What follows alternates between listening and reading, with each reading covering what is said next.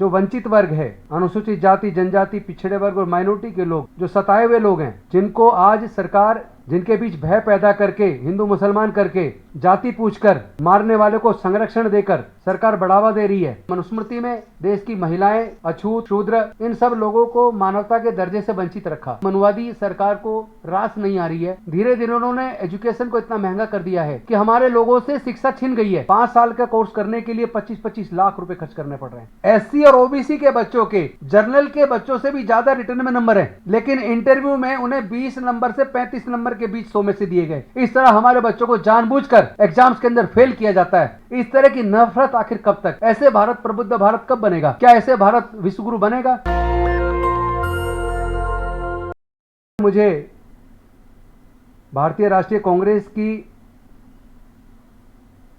SC department का chairman बनाया और मुझे मौका दिया कि मैं पूरे भारत में जो वंचित वर्ग है, अनुसूचित जाति, जनजाति, पिछड़े वर्ग और माइनॉरिटी के लोग, जो सताए हुए लोग हैं,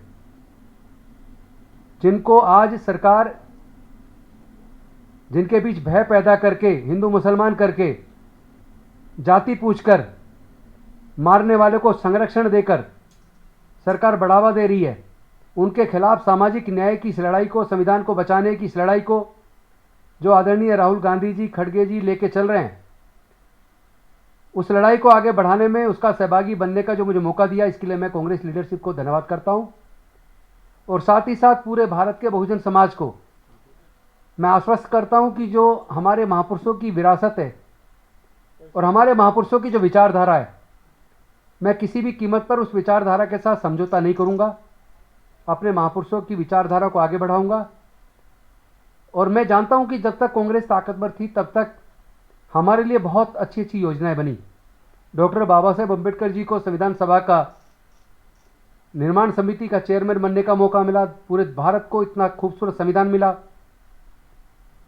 और संविधान के माध्यम से उन्होंने तमाम जाति वर्ग के लोगों को एक श्रेणी में लाकर बराबर खड़ा कर दिया। चूंकि मनुस्मृति में देश की महिलाएं, अछूत, शूद्र, इन सब लोगों को मानवता के दर्जे से वंचित रखा, लेकिन उस मनुस्मृति को खत्म करके डॉक्टर बाबा साहेब अम्बेडकर जी के संविधान ने देश में निष्पक्ष रूप से जाति धर्म का बंधन काटते हुए, औरत मर्द के बीच के उस अंतर को भी खत्म करते हुए सबको संविधान की नज़र में बराबर किया और सबको 1 मैन 1 वोट 1 वोट 1 वैल्यू ये अधिकार दिया।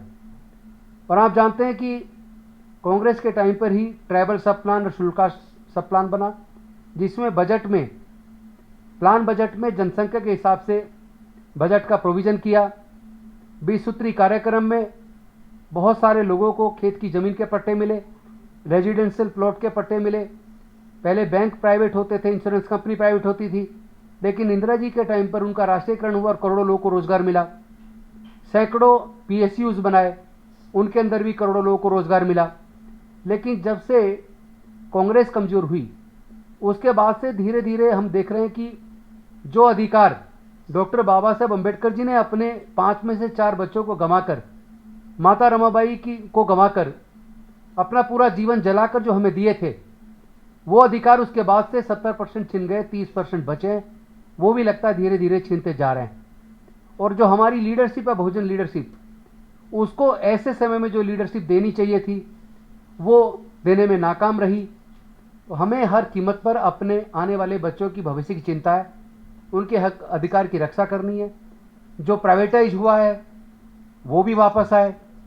और हम जानते हैं कि पहले शिक्षा फ्री थी और बाबा साहेब के द्वारा जो शिक्षा के रास्ते खुले, रिजर्वेशन के माध्यम से नौकरियों के रास्ते खुले, राजनीति में MP MLA बनने के रास्ते खुले, बाबा साहेब के द्वारा जो रास्ते खुले, तो थोड़ा एक मिडिल वर्ग बना, हमारे समाज में थोड़ी तरक्की आई। लेकिन वो भी मनुवादी सरकार को रास नहीं आ रही है। धीरे धीरे उन्होंने एजुकेशन को इतना महंगा कर दिया है कि हमारे लोगों से शिक्षा छीन गई है। आज इंजीनियरिंग कॉलेज, मेडिकल कॉलेज या मैनेजमेंट कॉलेज, BArc और तमाम तरह के जो प्रोफेशनल कोर्सेज हैं, उनके अंदर पहले तो एडमिशन के लिए मारामारी है, उसके लिए कोचिंग की जरूरत है, कई लाख की कोचिंग लेनी पड़ती है। बच्चा किसी तरह क्वालिफाई भी कर ले, उसका नंबर आता तो अब उसको 5 साल का कोर्स करने के लिए 25-25 लाख रुपए खर्च करने पड़ रहे हैं। 4 साल की डिग्री करने के लिए उसको 20-20 लाख रुपए खर्च करने पड़ रहे हैं।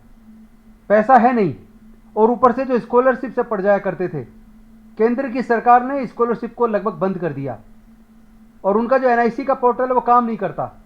कई बार वो पोर्टल सर्वर डाउन हो जाता है। एक तरफ पोर्टल काम नहीं करता और दूसरी तरफ स्कॉलरशिप अप्लाई करने की डेट निकल जाती है, और सरकार उस डेट को बढ़ाती नहीं है। साथ ही साथ जितने hostels, residential school SC ST OBC minorities के लिए जो सरकारों ने उस वक्त बनाए थे, इस सरकार के दौरान धीरे धीरे ऐसी बुरी हालत हो गई है कि लाइब्रेरी के अंदर पढ़ने की व्यवस्था नहीं है, किताबें नहीं है, इंटरनेट की सुविधा नहीं है, टॉयलेट हाइजीन नहीं है, खाने की अच्छी व्यवस्था नहीं है।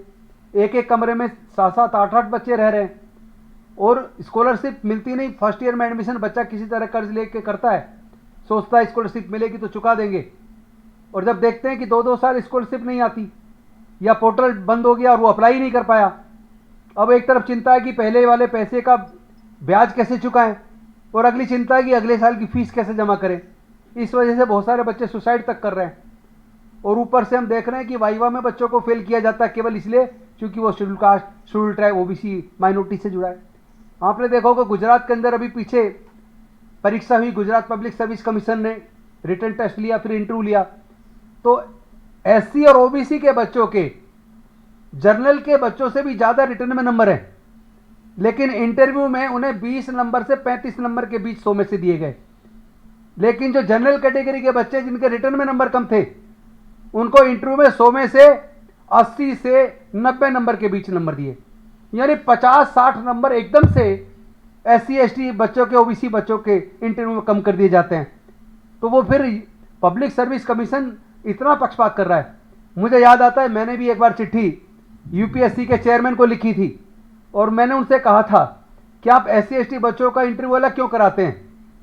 जो बच्चे SC ST के UPSC में, सिविल सर्विसेज के एग्जाम में रिटर्न में बहुत अच्छे नंबर लेके आते हैं, हम देख रहे हैं कि उनको इंटरव्यू में किसी को 120 नंबर, 130 नंबर दे रहे हैं, और जो उनसे भी कम नंबर लाने वाले हैं जनरल कैटेगरी के बच्चे, उनको आप 220, 225, 200, 210 नंबर दे रहे हैं। एकदम से 100 नंबर फालतू उनको इंटरव्यू में नंबर मिल जाते हैं।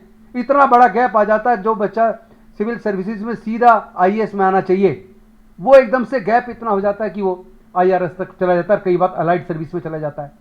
और जो बच्चा उनका बाहर हो जाना चाहिए था या अलाइड सर्विस में आना चाहिए था, उसको जो 100-125 नंबर का जो मार्जिन मिलता है, उसकी वजह से उनका वो बच्चा कभी IRS तो कभी IPS और कभी कभी तो IAS तक में आ जाता है। तो इस तरह का जो पक्षपात है, इसके खिलाफ हमें लड़ाई लड़नी है।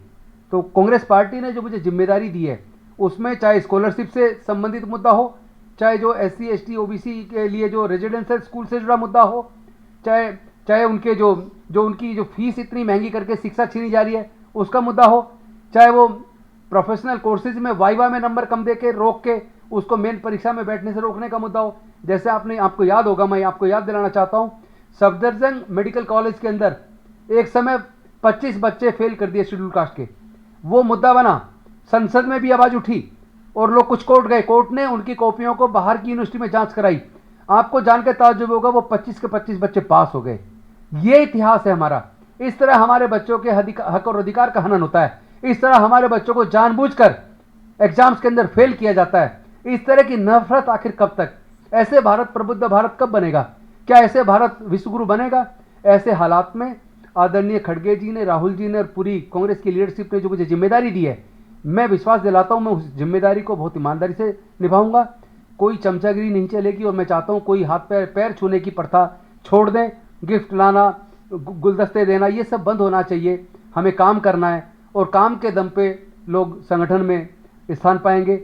और मैं उम्मीद करता हूं कि कांग्रेस की जो लीडरशिप है वो मुझे पूरा सहयोग करेगी। पूरे देश के जितने भी हमारे सामाजिक संगठन हैं, चाहे भारतीय बौद्ध महासभा हो, दी बुद्धि सोसाइटी ऑफ इंडिया हो, भीम आर्मी हो, भीम सेना हो, समता सैनिक दल हो, मिशन जय भीम हो, सन गुरु रविदास जन्मोत्सव कमेटी हो, डॉक्टर अंबेडकर जन्मोत्सव कमेटी हो, वाल्मीकि महासभा हो, महापंचायत हो, ये सारे संगठन इतना प्यार अगर मुझे दे रहे, इतना भरोसा कर रहे हैं, तो मैं भी उनको भरोसा देना चाहता हूँ। जो हमारे महापुरुषों की कुर्बानी है, और जो डॉक्टर बाबा साहेब अम्बेडकर और माननीय कांशीराम साहब का जो सपना था सामाजिक न्याय का, उस सपने को मैं राहुल गांधी जी के साथ मिलकर और पूरे भारत में एक संघर्ष के माध्यम से सामाजिक न्याय को हम स्थापित करवाएंगे। अपने लोगों को न्याय दिलाने के लिए जो भी कुछ करना पड़ेगा हम करेंगे। Thank you very much. Dastak की आपसे गुजारिश है कि अगर इसको बचाना चाहते हैं तो नेशनल दस्तक को सब्सक्राइब करने के लिए रेड कलर के सब्सक्राइब बटन को दबाएं, फिर बेल आइकन की घंटी दबाएं। नेशनल दस्तक को बचाने के लिए बहुत जरूरी है कि हर खबर को शेयर करें, लाइक करें, कमेंट जरूर करें।